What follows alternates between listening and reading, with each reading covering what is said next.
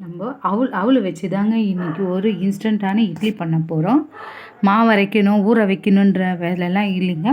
ஒரு 1/2 ஹவரில் ரெடி பண்ணிடலாம். இந்த பாருங்கள், சாப்பிட்டா இந்த அருமையான இட்லி எப்படி செய்யலான்னு பார்க்கலாம் வாங்க. வந்துங்க இப்போது வெள்ளை அவல் எடுத்துகிட்டு இருக்கிறேங்க. வெள்ளை அவல் இந்த கிளாஸில் ஒரு கிளாஸ் எடுத்துகிட்டு இருக்கிறேங்க. உங்களுக்கு வீட்டில் எந்த அவல் இருந்தாலும் பரவாயில்ல, அந்த ரெட் அவல் இருந்தால் கூட எடுத்துக்கலாம். நான் வெள்ளை அவல் எடுத்துருக்குறேங்க. இதை ஒரு வாஷ் பண்ணிவிட்டு வந்துடுறேன். நல்லா ஒரு தடவை கழுவி எடுத்துகிட்டு வந்துட்டேங்க அவலை. நம்ம எந்த கப்பில் அவல் எடுத்தோமோ அதே கப்பில் தயிர் இதை போட்டு நல்லா கலந்து விட்டுடலாங்க. தயிர் போட்டு கலந்து இப்படி எல்லா அவலுக்கும் இதுக்கு படுற மாதிரி கலந்துட்டு ஒரு 10 நிமிஷம் இதை அப்படியே ஊறட்டங்க, மூடி வைக்கலாம். கலந்தாச்சு, இதை அப்படியே ஒரு 10 நிமிஷம் மூடி வைக்கலாம். அவல் ஊற வச்சுட்டோங்க. அது அப்படியே ஒரு 10 நிமிஷம் ஊறட்டும். அதுக்காட்டி நம்ம இதுக்கு தேவையானதை வறுத்துக்கலாம். ஒரு கடாயில் ஒரு 2 டேபிள் ஸ்பூன் எண்ணெயை விட்டு வச்சுங்க. எண்ணெய் சூடாகட்டும்.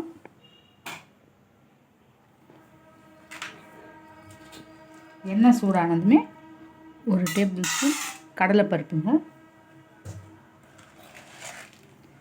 1 ஸ்பூன் உளுத்தம்பருப்பு போட்டு நல்லா வறுத்துக்கலாம். கலர் மாறும்போதே கொஞ்சமாக துருவி வச்சுருக்கிற இஞ்சி கொஞ்சமாக போட்டுக்கலாங்க. கூடவே 2 கறிவேப்பிலையும் சேர்த்துக்கலாம். இதையும் சேர்த்து இதோட வறுத்துக்கலாம். போட்டுட்டு நம்ம எந்த கப்பில் அவல் எடுத்தோமோ, எந்த கப்பில் தயிர் ஆனமோ அதே அளவில் 1 கப்பு ரவை, அதையும் இது சேர்த்துக்கலாம். சேர்த்து கொஞ்சம் நேரம் ஒரு 2 நிமிஷம் ரவை சூடாகிற அளவுக்கு நம்ம வறுத்து எடுத்துக்கலாங்க. ரவை நல்லா ஒரு 2 நிமிஷம் வறுபட்டாச்சுங்க. நம்ம ஸ்டவ் ஆஃப் பண்ணிவிட்டு ரவை கொஞ்சம் ஆறட்டுங்க. அதுக்காட்டி நம்ம ஊற வச்சுருக்கிற அவலையும் தயிரையும் கொஞ்சம் நைஸாக அரைச்சி எடுத்துகிட்டு வந்துடலாம். மிக்ஸி ஜாரில் போட்டு அரைச்சி எடுத்துகிட்டு வந்துடலாங்க. இப்போது இந்த மசாலா நல்லா ரவை எதுவும் நல்லா ஆறிடுச்சுங்க. இப்போது நம்ம என்ன பண்ணலாம், இதில் கொஞ்சம் கொத்தமல்லி துருவி வச்சுருக்காங்க, கட் பண்ணி பொடியாக, அதை இதில் சேர்த்துக்கலாம். இந்த நல்லா ஊறினது நல்லா நைஸாக அரைச்சிட்டு வந்துட்டுருக்கோம் பாருங்கள். இதை இதில் சேர்த்துக்கலாம்.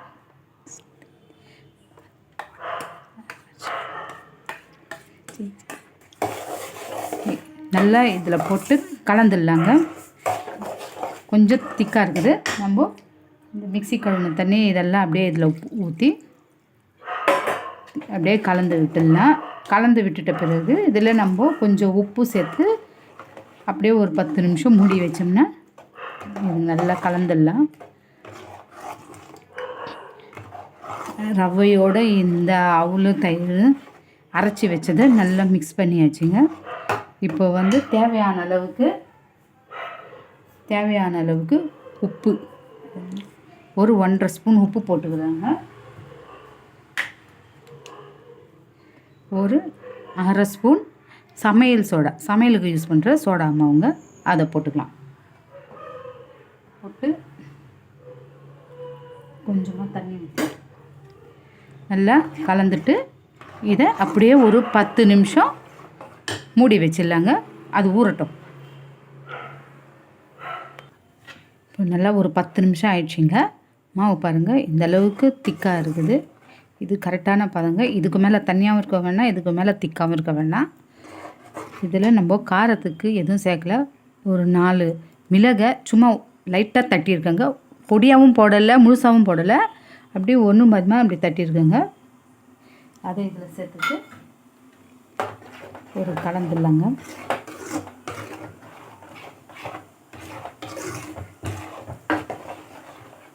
கலந்துட்டு இதை அப்படியே வச்சுட்டு ஒரு இட்லி தட்டு எடுத்துகிட்டு இதில் எண்ணெய் தடவி வச்சுருக்காங்க. இதில் நம்ம சென்டராக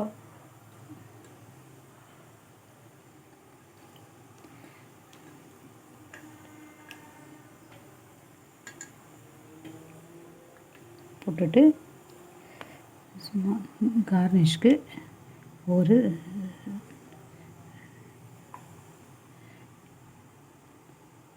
2 கேரட்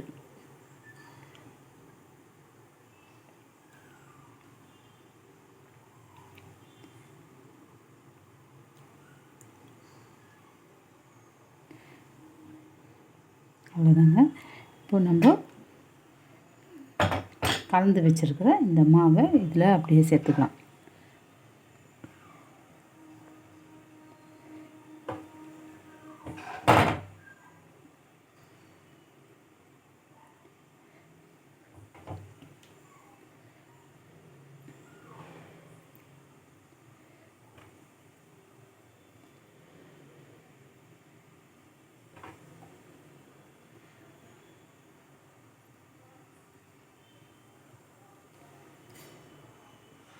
அவ்வளோதாங்க.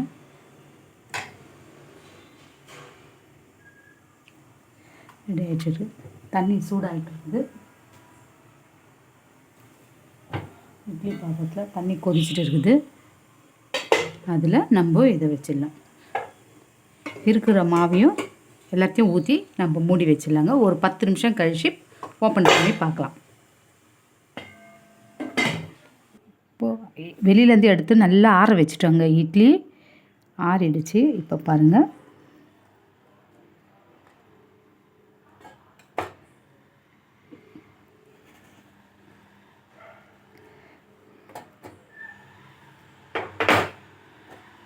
எப்படி அருமையாக வந்துருக்குது பாருங்கள். இது கூட கொஞ்சம் தேங்காய் சட்னி வச்சுட்டு